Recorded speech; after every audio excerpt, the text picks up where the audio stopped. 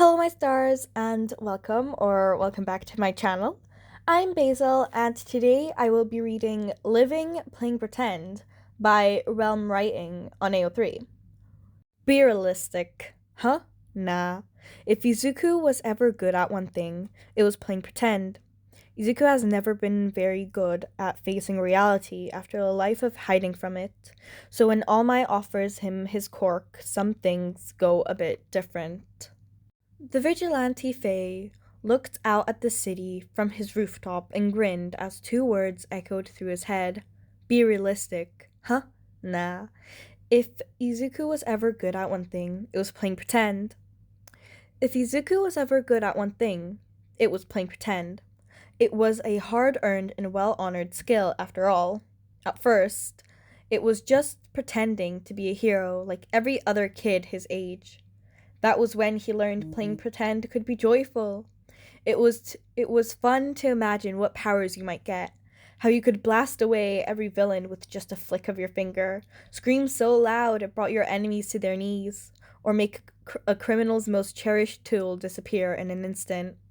It was joyful to imagine a child's limitless potential, and if Izuku was good at one thing, it was playing pretend. And once upon a time, that's all it was. But then it changed a bit. It was after every "I'm sorry," every sneered Deku, and after each of the teachers looked the other direction that Izuku learned playing pretend can be trusting. It was comforting to think that those words would change. It made life tolerable when he pretended that it couldn't last forever. That every sorry would change to sorry, I didn't believe in you, to trust that Deku was just a joke, that it would go back to Zuku soon, that it was on accident when the teachers looked away because they just hadn't seen it last time. It was trusting to believe it would get better even though he knew it wouldn't. But if Izuku was good at one thing, it was playing pretend. And once upon a time, that's all it was. It wasn't long after that it changed again, when laughs changed from feathers to blades, and foul ignorance became reprimand, when even kind hands became hard fists, when empty desks suddenly grew beautiful flowers that screamed of anything but beauty. It was then that Izuku learned playing pretend can be fearful. It was terrifying to hide his words, his dreams, pretending words and actions were explosive, hiding his weaknesses, bandaging his own wounds, ignoring every voice that said he'd be dead soon. It was fearful knowing it would never end. But if Izuku was good at one thing, it was playing pretend, and once upon a time, that's all it was. One fall afternoon, after leaving the principal's office for the millionth time, Izuku learned playing pretend could be surprising. It was off-puttingly easy, the smiling and nodding while agreeing to things that weren't true without meaning to. The way he walked with an injury but no limp as he entered his own home, offering kind nothings just to get it to stop. An unintentional, instinctive thing. Something to make the words pause. It was surprising how easy it was to lie. But if Izuku was good at one thing, it was playing pretend, and once upon a time, that's all it was. Over time, as the scars grew in numbers, still always aching, as resignation set in and times changed, nothing but the weariness of a smile Izuku learned playing pretend could be sorrowful. It was exhausting, still smiling through it all, the constant barrage of pain, the words, the neglect, and the anxiety. How he could no longer, in good faith, believe in change, inequality or kindness, the way what was once friendship warped into something much more morbid. How red shoes that should feel more comfortable only increased the stares and vile commentary. That it was sorrowful how a smile held everything back. But if Izuku was good at one thing, it was playing pretend, and once upon a time, that's all it was. And one afternoon, in a den of tigers, Izuku learned playing pretend could be disgusting. It was foul, the way he felt so dirty for acting as if he could have more. for having a dream when the hundreds of scars covering his skin and carved into his own mind proved him he was worthless. The way he insisted he had a chance in a class full of those who had so much more than him, the way he was told to jump, the way he had to bite his tongue to not let things spill from his lips, unbidden to not let them hear how he could murder them in their sleep easily. And more so for knowing how in the first place. The way he still said nothing, pretending to not have anything to say while others said things so vile it stung, to walk home as if nothing happened. Disgusting still to be smothered, violated, and assaulted by sludge as it entered Izuku's lungs, but more so that even while he fought to live, he wanted to die. That he clung to life when nothing real was left to live for. Nauseating that he smiled at a hero who pulled him out of the grime when he felt like he'd break, but still didn't. That he was so desperate for an answer, he held on when he already had it. To pretend that the way down he couldn't stop thinking of wasn't right there off the edge of that roof he was left on. It was disgusting to leave that roof and still smile despite knowing even those who stood for hope crushed it in the end. But if Izuku was good at one thing, it was playing pretend, and once upon a time, that's all it was. Running towards explosions and seeing the boy that was once Izuku's friend in the same situation he was earlier and no one helping, and he moved without thinking to save him. It was after that when Izuku learned playing pretend could be angry. It was infuriating to nod and listen to those who had the power to do so but had been doing nothing. To watch as the man who had hid in the crowd like a coward ran away from the media before his weaknesses was revealed, like Izuku couldn't spill every secret out of spite. To be yelled at by a person he had just tried to aid while the same who did nothing praised the explosive boy.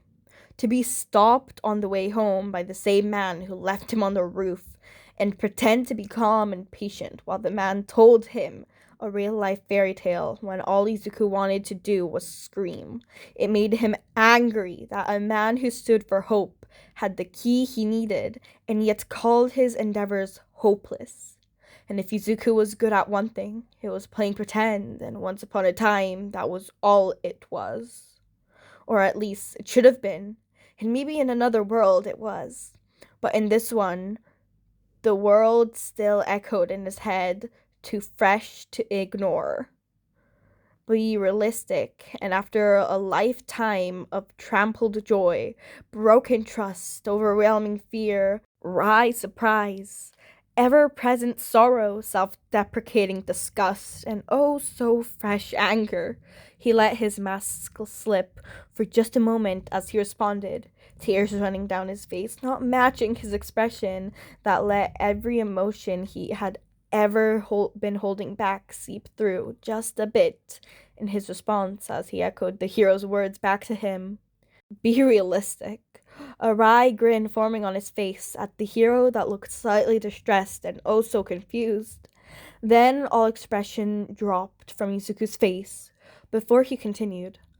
Less than 1 in 20 quirkless individuals can keep a steady job due to the heavy discrimination, most of which are the older generation, who got to where they were before the discrimination got worse. But of those young adults, they were less than 5 in every 100 quirkless individuals lived to adulthood. Lucky them, right? After all, they weren't the 3 in every 100 that died of natural causes, nor the 13 in every 100 that went missing due to the trafficking of the quirkless population, or the 15 out of 100 to die due to murder and hate crimes, nor the 22 out of every 100 that died to poor living conditions, or being denied health care. Though, to be fair, those 2 last categories have a tendency to be hard to tell which is which, and regardless of that, almost all of them, regardless of life or death, approximately 98 out of every 100 asked have reported open and severe bullying, harassment, abuse, and more in their workplace. Only around 3 of those 98 reported anything positive being done about this after it being reported. And out of those 98 asked, 94 reported severe and often even daily suicidal baiting, which is most likely the last 42 out of 100 Quirkless died to suicide. These are the statistics that have been shoved in my face every day since I was 4. Izuku paused, still emotionless as he pretended to be fine, a look of horror drawing on the hero's face, but the confusion still there, so Izuku finished. So I must remind you, oh symbol of hope, to be realistic, after all, why would I want anything from the man who crushed my dreams after a traumatic experience and left me on a rooftop? After all, even a fairy tale ending offered by such a man would be nothing but a nightmare if it meant tying themselves to them.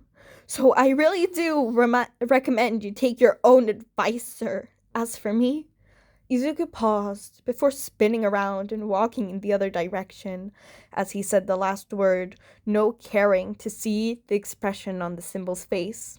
I've always been better at playing pretend. The man didn't stop him as he marched back into the city center, letting his mask slip back into the place where it was most comfortable. After all, if Izuku was good at one thing, it was playing pretend, and once upon a time, that's all it was. A few months later, on the same rooftop, his rooftop, Izuku learned playing pretend could be full of such anticipation. It was exciting, the feeling of his heart beating while he fought like he was invincible, a mask over his face, and a name that wasn't his own, but still was. He was him, but so much more. Seemingly omnipotence, even though it was a small voice in his ear that kept him company, even as he pretended to be alone. Skills that seemed invincible right until they failed, and yet he still found a way to survive, and more so truly live. It was so full of anticipation, every moment of the wind in his hair. He lived a life that was simultaneously his, and yet so different at the same time. But if Izuku was good at one thing, it was playing pretend, and once upon a time, that's all it was. Alright, my stars, that is the end of that fic. I loved it. Oh my god. Right. I like how most of the paragraphs ended with it was playing pretend, and once upon a time it was all it was. Oh my god, I can't say it now. But I really enjoyed it. Oh, it sounds so like poetic and melodic at the same time. And I tried to put as much emotion that would fit with each paragraph. Like I tried. I don't think you could hear it at all, but like on the sadder ones I tried to act a little more sadder, while on the angry ones I tried to act more like angry. But then with Izuku's voice, I didn't know what voice I would get. Like usually the voice I would do for Izuku is kind of more high-pitched, kind of feminine, kind of male, mixed like that. But in this fic, I didn't think that would fit.